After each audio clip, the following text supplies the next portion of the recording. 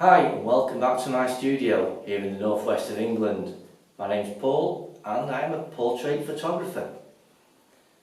Well, just recently I've been thinking about what lens would I really miss if all this type of lens was all of a sudden magicked off the face of the planet. Which lens would it be that I'd miss? And it's got to be the 50mm.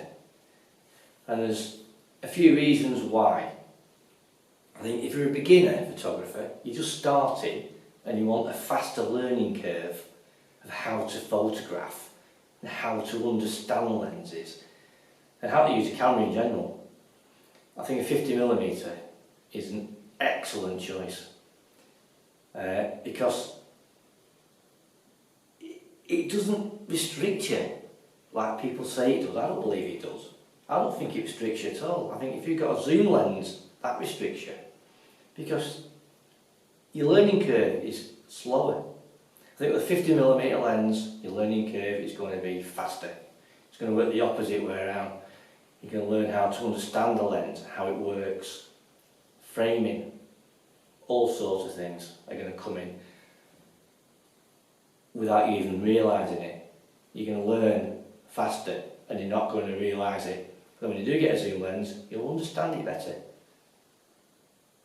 That's my thoughts on the idea. That's what happened to me anyway. That was my experience.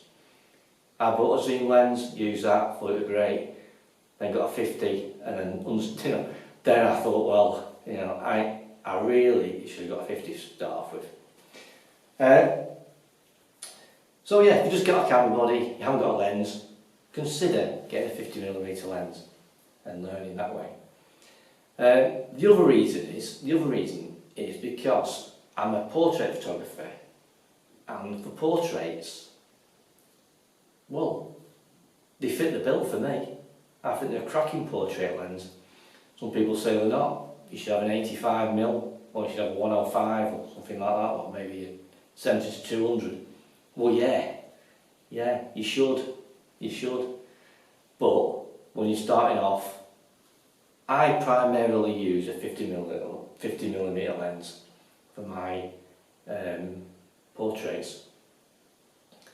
I shot a portrait session the weekend in Liverpool, just up the road from where I live, and I used a 50mm lens all day. It worked perfect, got the shots I wanted. I do use a 70 to 200. I have been known to use a 135 lens and stuff like that. But a 50, for me, it's all about visualisation.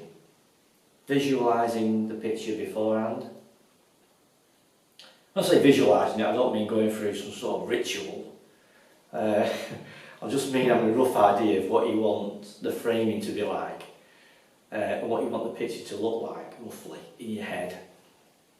And you can do that because a 50mm gives you roughly the same view as what you get with our eyes, what we see before us. So if I've got a model stood there, 5 feet, 6 feet away from me, I can see roughly the framing in my head as what I'm going to see through the camera. So for me that's important. That's important. And it's a good starting point. Obviously other factors come in when you're using a different lens, 70 to 200, 80mm lens, 85.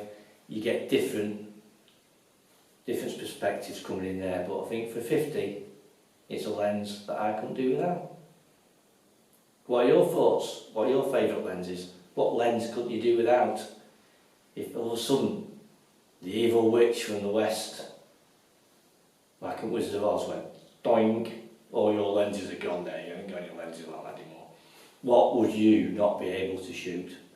Or what would you have to reconsider yourself by using a different lens? So what's your favourite lens? What lens couldn't you do without? Well, you let me know. And it's good to see you again. Thanks for joining me, and I hope you enjoyed the video. If you like it, give me a thumbs up and even consider subscribing. I'll be delighted, absolutely delighted, trust me, I'd really delighted. And I hope to bring you more stuff in the future. So thanks for watching, and I'll see you again soon. Take care.